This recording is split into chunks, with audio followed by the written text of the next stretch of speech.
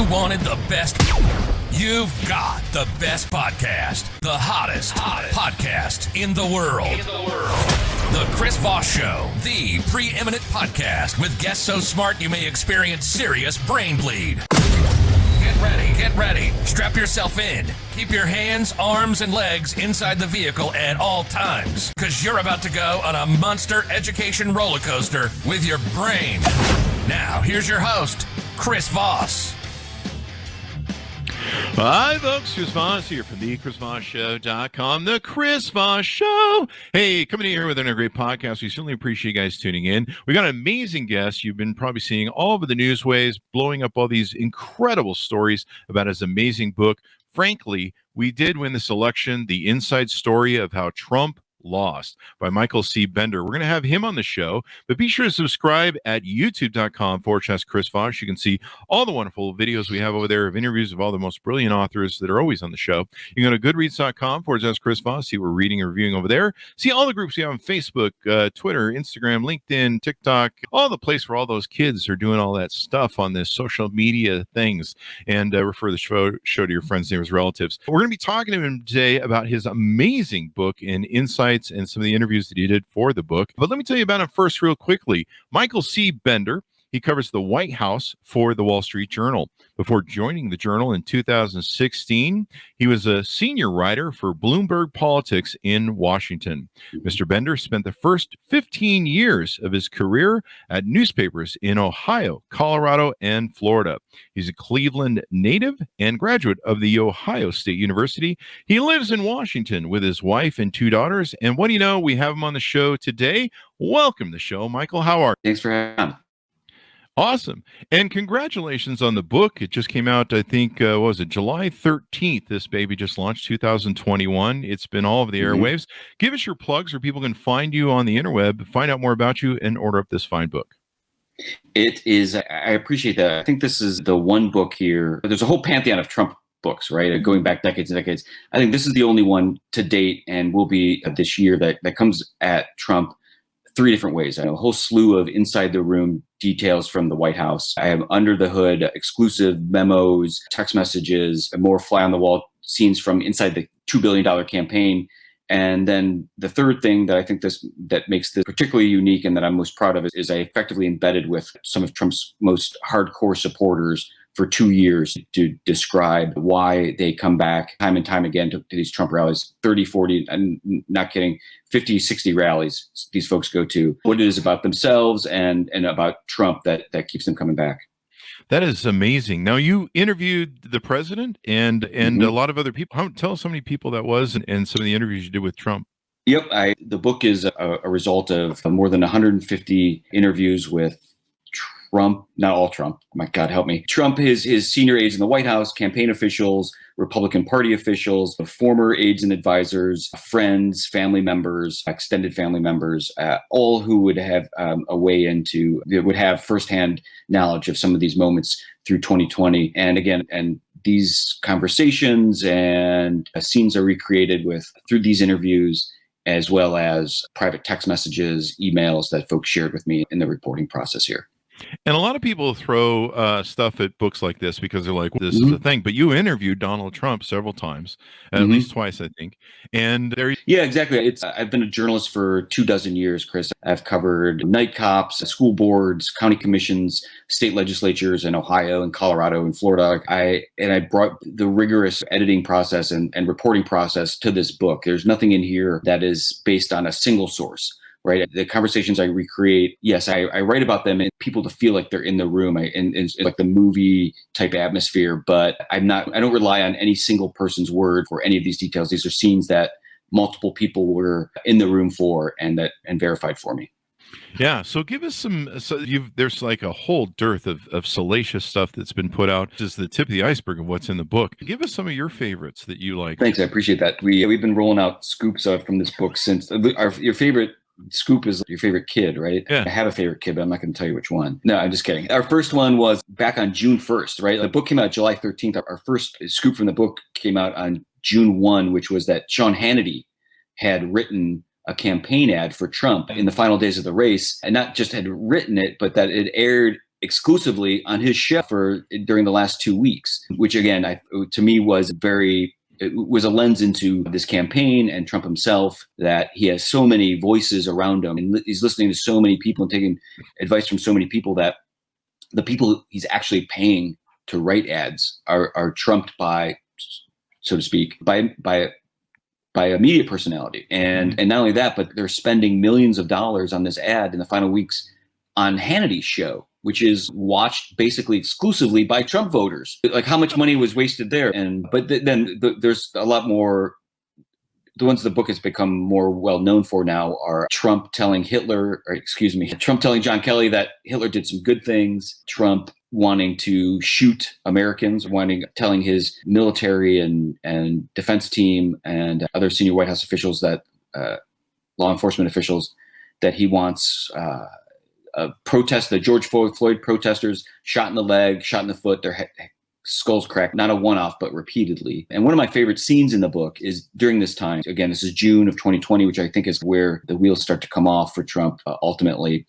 But he wants uniformed active duty military on the streets of American cities. And it falls to Mark Milley, the Joint Chiefs of Staff Chairman, Bill Barr, the Attorney General, Mark Esper, the Defense Secretary, to tell him no. But in the heated back and forth, Mark Milley in the Oval Office very calmly owns the room when he points to a portrait of Abraham Lincoln over the president's shoulder and points to it and says, "That man, Mr. President, had an insurrection. What we have is a protest," which was indicative to me of him needing to, all of the kind of the context that Trump doesn't really bring to some of these decisions.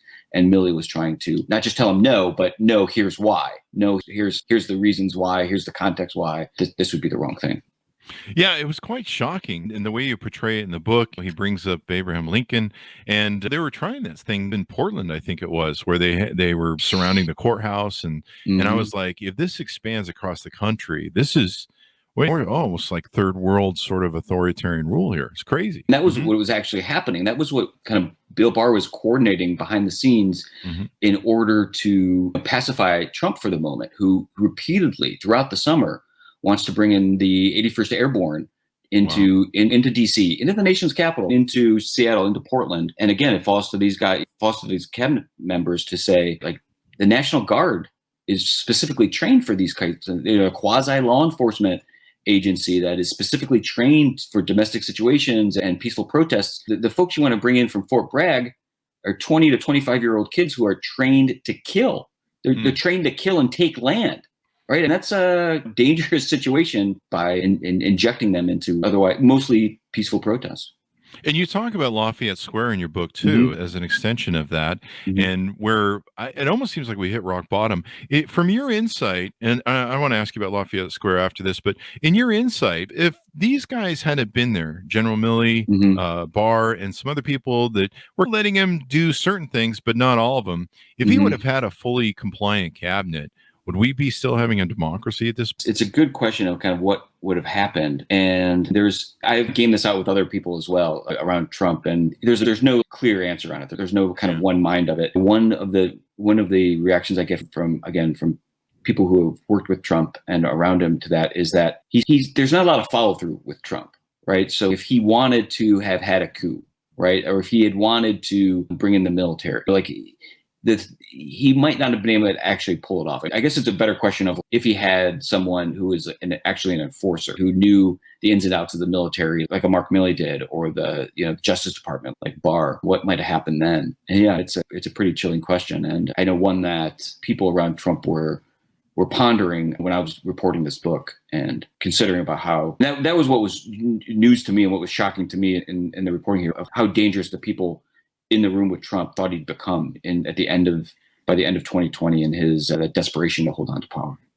So was it that loss or the feeling of the potential loss that was driving him to that point where it was like, we need to do whatever we can? Was it, I imagine COVID from your reporting was an aspect of that too.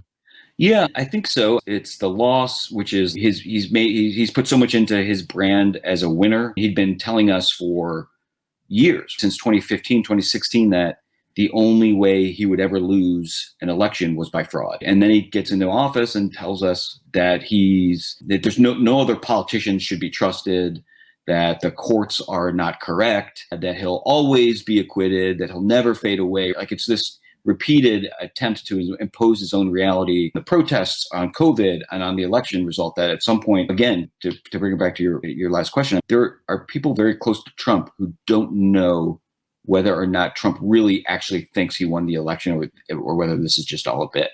Wow. Yeah. I've had friends that are narcissists and pathological liars, and they tell the stories over and over. Trump does, to a point they do believe them. And sometimes I would sit down with my friends and I'd be like, are we still in reality here? Or are you still off the farm, or where are you really? And it's really hard to tell. So one of the stories from your book is Trump comes down with COVID before the rest of us ever found out about it. If you would share a little bit about that. Yeah, this was one of the hardest scenes and moments to report for this book. Is the day he tests positive, which is like a month before the election. It's after the general consensus around the White House and around the administration is that Trump and other people in the White House had mostly been infected by what Fauci called a super spreader event, which was Amy Coney Barrett's nomination for Supreme Court justice. I think Debbie Birx thinks that there may have been like multiple ways in by that point, but that was the big one. That happened the next day. Within a couple of days is the Cleveland debate, where he has effectively a meltdown on stage, and which is actually the single moment I think he lost the race, if there's one single moment. But then he's out campaigning. His trusted aide Hope Hicks falls ill. They're doing 2 stops in Minnesota. The White House doctor quarantines her on the plane on Air Force One. She's that sick and has the symptoms that by then we're all familiar with. He quarantines her on the plane, and she tests positive the next morning. Then this is where we still really don't know what happened. There's no one closer to Trump than Hope Hicks. She's one of a couple of people who are constantly at his side. If there's any one person who's going to turn up positive, whose positive test would immediately set off alarm bells, or should have set off alarm bells around Trump, it's Hope. And yet what we know from the public version of this is that Trump doesn't test positive until later that night. And the new reporting I have in this book was that he tested positive that morning and didn't believe it.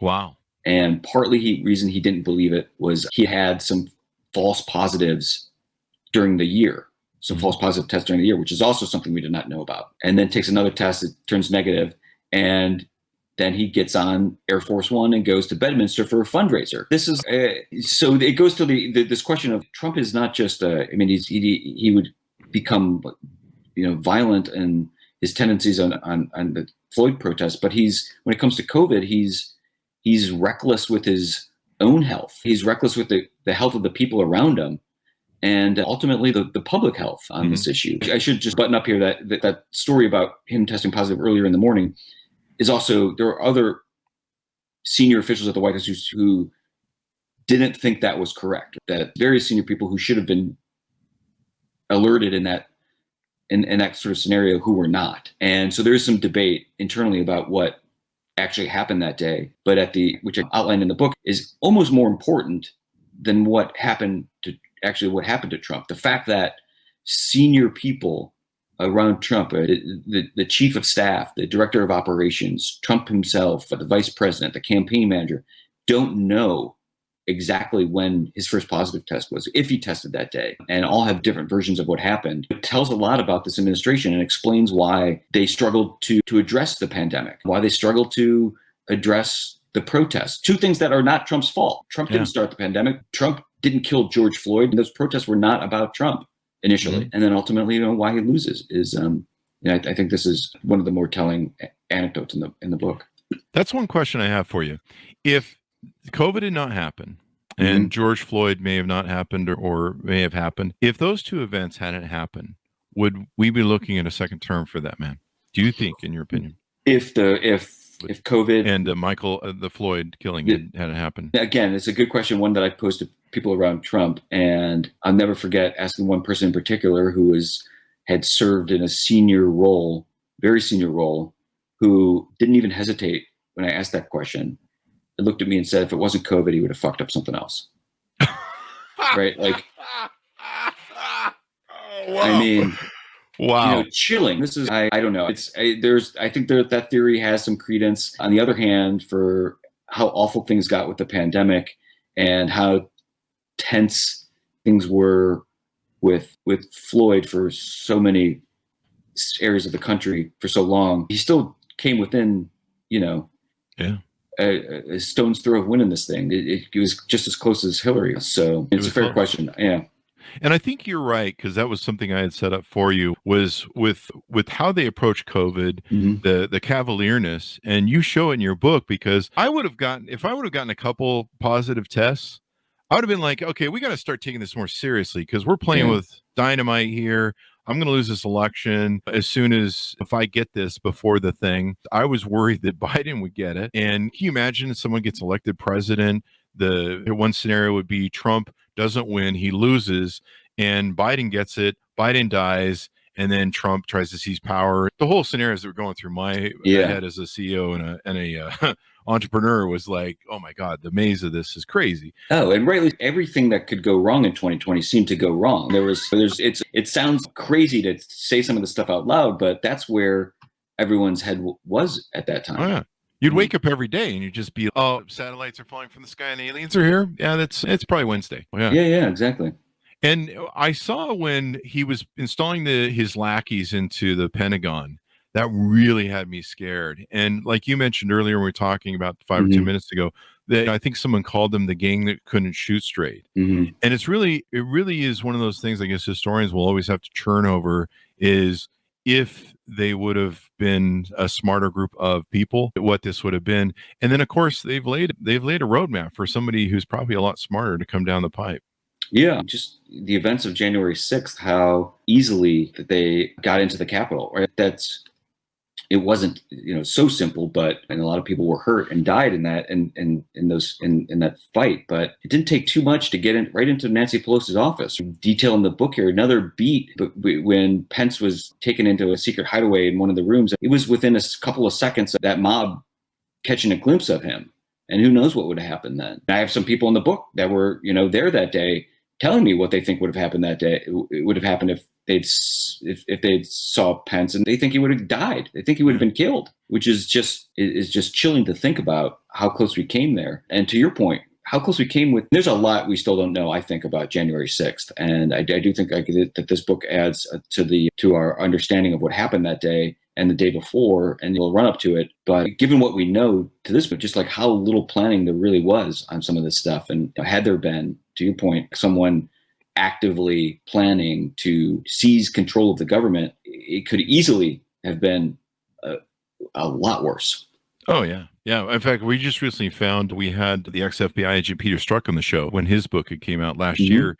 And there's a comment on it that says, this is a bunch of hooey or something. Just wait till January 6th. Is that we right? just found it. It's chilling to see on our YouTube channel. And a bunch of people wrote after when they're like, are you in prison now? Who is this guy? We've been trying to figure out his guy. In fact, Peter saw it. Yeah, that wasn't even in the run up there in those few weeks that people around Trump. And I had taken leave to write this book after the election was called, pretty shortly after the election was called, and was trying to do some reporting for the book, and was having trouble getting people. And I had several people say, we got to get Trump's still disputing this. And we got to get to just once December 15th happens. That was the date that a lot of people around Trump had in their minds, which was when the Electoral College vote happened. And the states had certified some of that through the Electoral College. They thought that was going to be the moment where temperatures dropped and tensions eased and that sort of thing. January 6th wasn't even really on the radar for a lot of people in the White House. And it was for me, man. I was like, everyone was talking about Facebook. It was crazy. So, you've reported in there that Trump was willing to do whatever necessary. They were the gang that couldn't shoot straight. And I don't know if you want to expand on him willing to do whatever was necessary or anything. We haven't touched on that. That was the quote I have in here from that Pompeo told people, was that the crazies had taken over. Wow. And one of the things that we haven't talked about that's in the book is that he had tried to replace Bill Barr right after the election. So I think one of the new things in this book as it relates to January 6th is that right after the election was called on November 7th, there was this sense around him that, again, he's got to find his own way out. He's got to blow off a little bit of steam, and we'll get to December 15th and he'll find his own way to concede, because he wasn't screaming at people in the White House. He wasn't losing his mind. He wasn't foaming at the mouth, as Meadows would sometimes describe him. So that gave people the impression that he was going to find his own off-ramp here. Right. And this is what Mike Pence is telling people, what Ronna McDaniel, the chairwoman of the party, is telling people. Even Milley leaves a meeting and goes back and tells Pentagon officials, like, Trump had going through the agenda items here, and we gotten to one, and Trump says, oh, well, let's leave that to the next guy. Wow. An indication that this is all a bit and that we'll get to yes. But by thinking they need to just give Trump space, for one, it ignores 5 years of what Trump had been telling us he was going to do. And giving him space just creates an opening for Rudy Giuliani, for Sidney Powell to get their foot into the Oval Office, tell Trump exactly what he wants to hear. And suddenly he is sending parallel legal teams to Georgia to fight down there and this sort of thing. But even during this period where they thought he was going to get to find a way to I report here for the first time is that he offers the attorney general job by early mid-November to his director of national intelligence, John Ratcliffe. Ratcliffe wanted the job. Ratcliffe was the runner-up when he nominated Barr the first time, but Ratcliffe sees that what this job entails, right? Like, he wants to actually run the Justice Department. He wants to get his hands into the agency, and he sees that what Trump wants him to do is back up his claims of election fraud.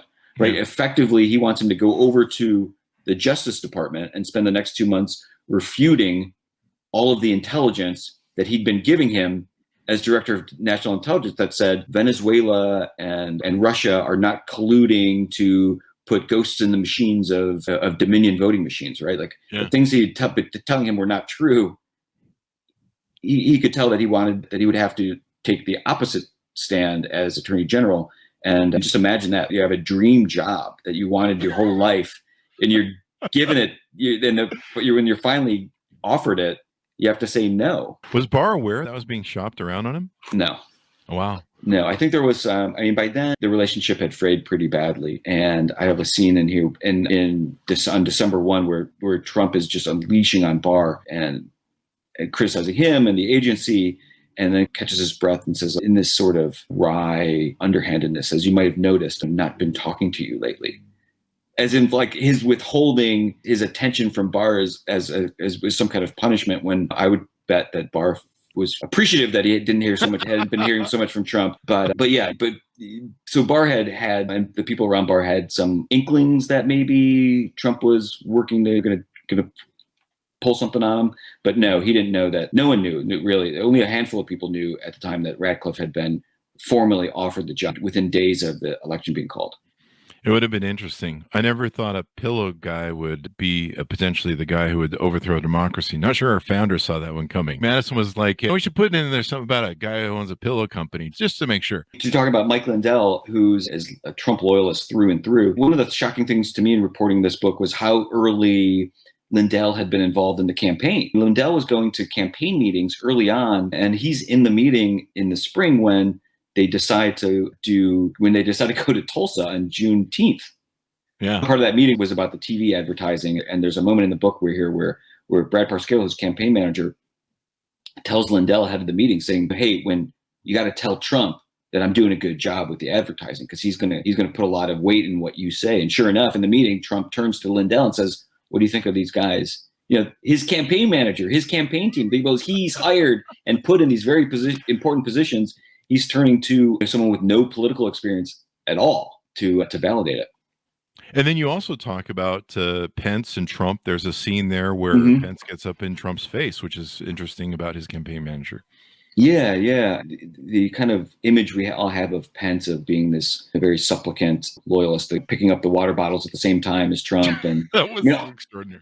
Yeah, that's all accurate. And I have some scenes in the book here that underscore this, like the moment when, remember, Gary Cohn, Trump's initial economic advisor, was furious about Trump's reaction to Charlottesville, the racial violence in Charlottesville, and tells him as much in a meeting with multiple people, how disturbed he'd been that Trump hadn't been adamant about distancing himself from white supremacists and being very clear about what a bad element what they were.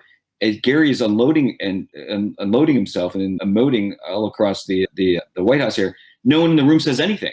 Like it's just silence after that, and they move on. Except a few minutes later, Pence walks into Gary Cohn's office in another corner of the White House and says, "Yeah, Gary, I'm really proud of you for what you said back there." It's like, and scary in the moment. It's like, where the hell was, yeah. But to get back to the scene you bring up, this happened, I think it was 2018.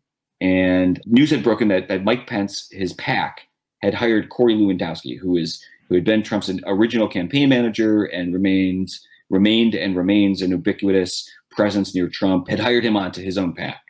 And Trump lost his mind. Trump viewed this as bad PR for him.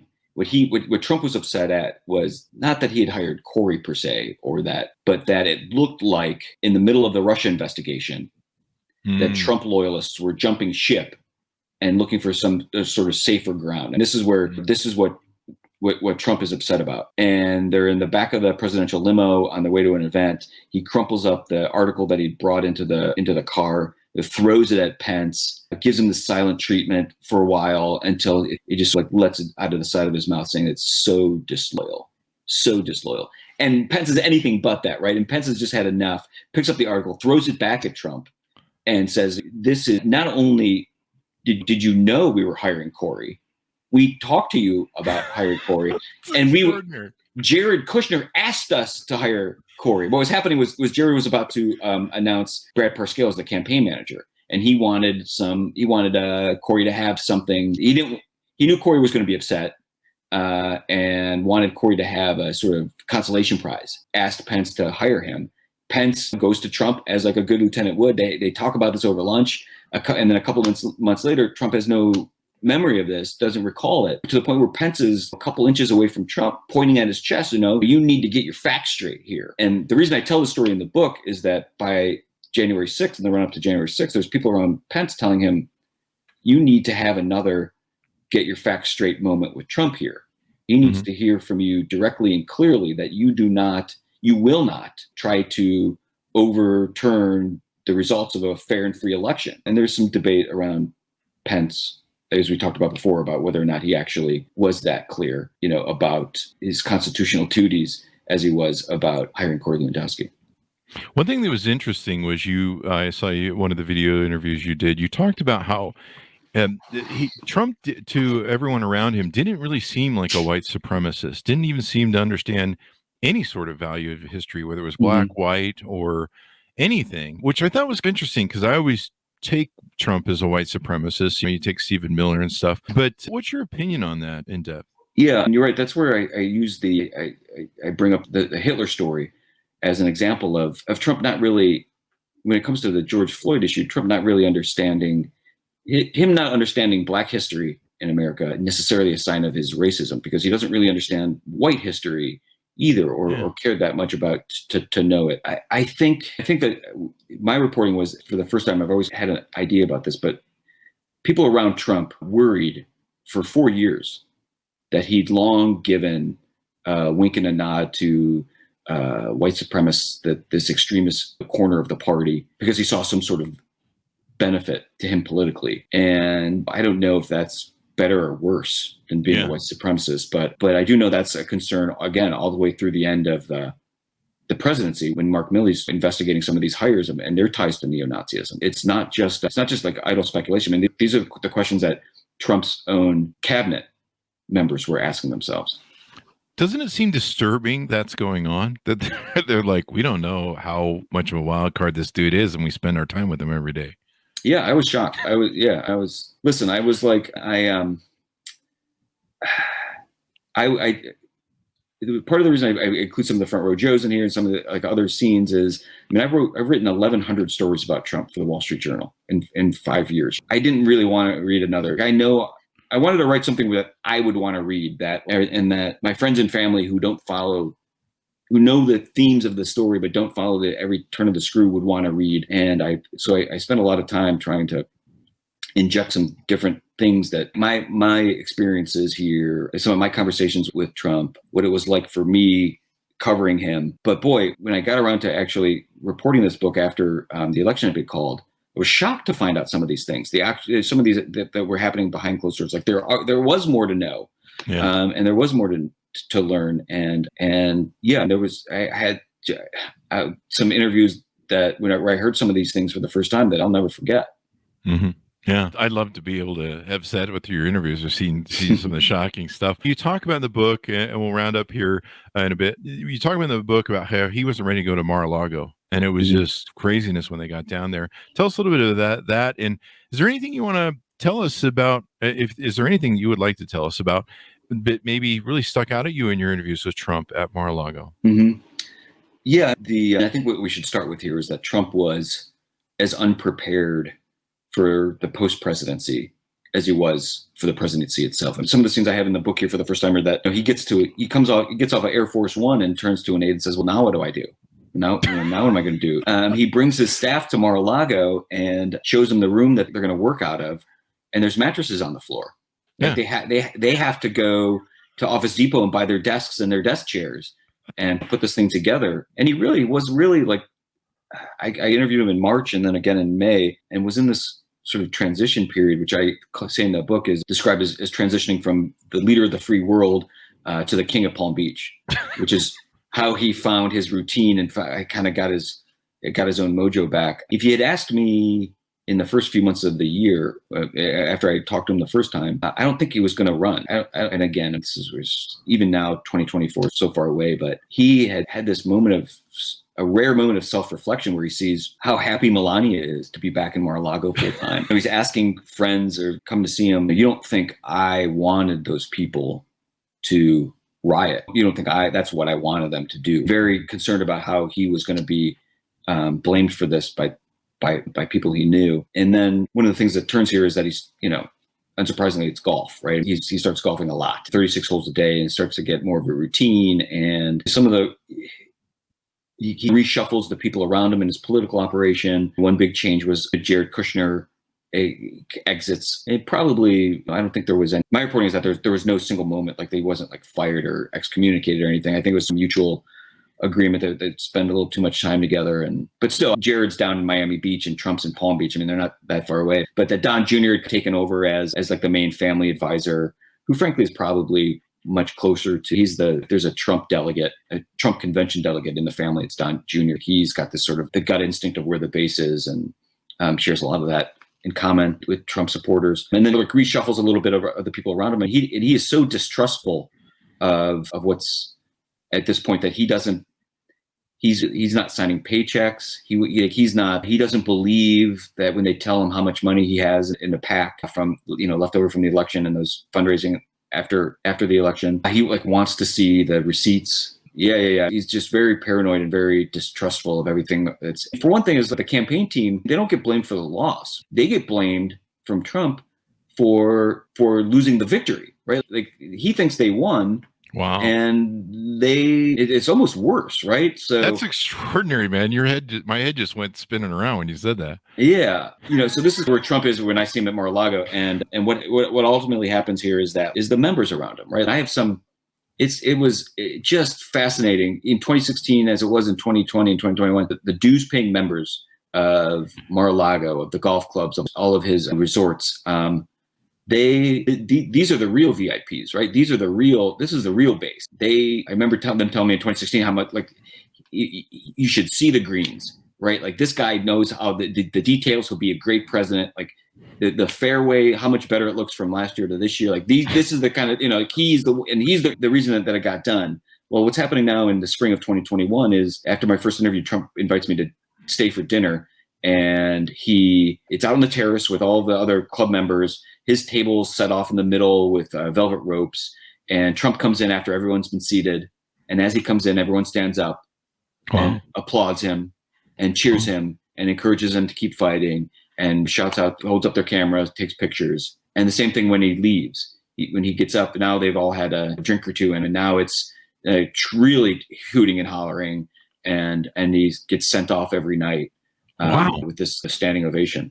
Honey, can we get that for me for dinner? Yeah, right. Yeah, definitely. That'd be a great way to get welcomed home every day. Yeah, totally. Did they play the music that they used to use at the White House? That would be a nice touch. But I remember President Obama saying, one thing I miss is that when you walk in a room, they play the music and everyone's ready for you.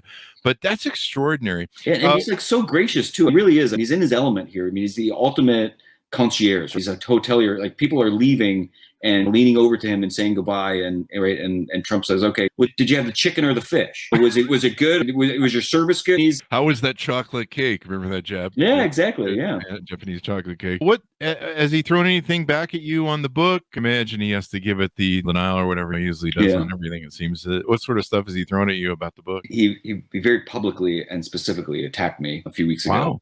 Wow. Yeah, third-rate reporter was how he referred to me by name. That he invited to Mar-a-Lago, multiple times. Yeah, the thing is he's always at the center of my relationship with Trump is my hair. I have longer, wavy hair, and Trump, for whatever reason, is always literally every single time I've seen him or talked to him, he makes a comment. Really? And in a positive way, and one that like my colleagues in the press corps use to torment me. But I've always taken as a high compliment from someone like Trump, who has spent so much time and energy on his own hair. So I was just glad that he didn't disparage my hairdo, or like I would have known he was really upset with me. And you know what, Chris, I think what he was upset about was that he knows he's been aware of this book for a long time, and he knows how many people I've talked to for this book. He knows that people who don't normally talk to journalists were talking to me for this book. And I think that's why he singled me out, and that's what had him spooked and why he attacked. Do you think he's going to make a run in 2024, or is he just... I don't think he's quite decided yet. I know that... Is he confident? The people around him want him to hold off any decision at least until 2022, after 2022 midterms. One is that they don't see any upside in making a decision before then. And 2022 is going to be an important data point for him in a lot of ways, right? He's made 24 endorsements already, from like U.S. Senate all the way down to Staten Island borough president, and some in primary races. He's backing incumbents against challengers who voted to impeach him. And it's no easy thing to unseat an incumbent, even for someone who holds as much sway in the party as Trump. So it'll be interesting to see what happens with all of that. And more existentially here, Republicans have a choice this time around. They're faced with a very specific decision on whether or not and how to define themselves. And I don't know, that will help inform Trump's decision on what he does. And I don't know that anyone knows which way they're going to go exactly yet. But what I do know is that this book provides new information and the full gamut of who Trump is as a president, as a political candidate, as a person, that Republicans have no excuse but to go into that decision with their eyes wide open. Yeah. 2022 is going to be a pivotal year for democracy, us, and everything else, and probably for, like you say, Donald Trump. Mm-hmm. We had the radio show guy, Tom Hartman, on our show shortly after January 6th. And I hit the floor when he said to me, he says, you know what they call January 6th, don't you? And I go, what? He goes, practice, warm up. And I was like, holy Judas. And the beautiful thing about your book is you have so many great moments. This is going to make an amazing movie. If they do not put this into a movie, and I will watch it, and I'll be watching for that Trump Pence scene where he gets up in his face. I will love to see that. Do you have any movie stars you picked out to do some of these roles in your book? Oh, no, I should probably figure out who gets to play me. Like George Clooney. Those guys would be good. And they would have to audition, obviously. Sure, but, of course. You'd have to sign off on that probably too. Or you could go with that one gal who's really hot with all the Marvel movies. She just does that movie. Was it Blade or something recently that I don't keep up with the movies, obviously, but she plays everything. Yeah, I guess Charlize Theron could maybe play. She plays everybody. That'd be good. Yeah. Or maybe I could just play myself. I could. That's good. Yeah, I like that. Make the transition here to Hollywood. So anything you want to tease out about the book before we go out? Not really. I think we hit a lot of the high parts here. I just think I put a lot of time and effort into this book to give people something new, to tell a story, the story of 2020 here in a way that people would want to keep turning the page and learn new things about Trump and Washington and the process here.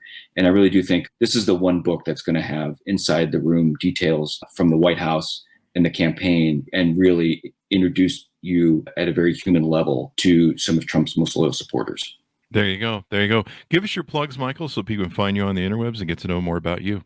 Yeah, I'm on Twitter at Michael. I'm on Instagram at Michael. You can find the book on Amazon. We're trying to get it restocked right now. The ebook is available everywhere, and yeah, on a daily basis at the Wall Street Journal. I've heard of the Wall Street Journal. That's a great paper. So there you go. We've had a lot of great people from the Journal on there as well. Thank you for coming on the show, Michael. We certainly appreciate you spending time with us today. So thanks for taking the time to do that. Yeah, thanks for your interest. It was fun. Thanks for having me. Thank you very much, sir. Very insightful book. Pick it up. Like I said, I'm going to be excited to see it turn into a movie because I want to see all the scenes play out and all that good stuff.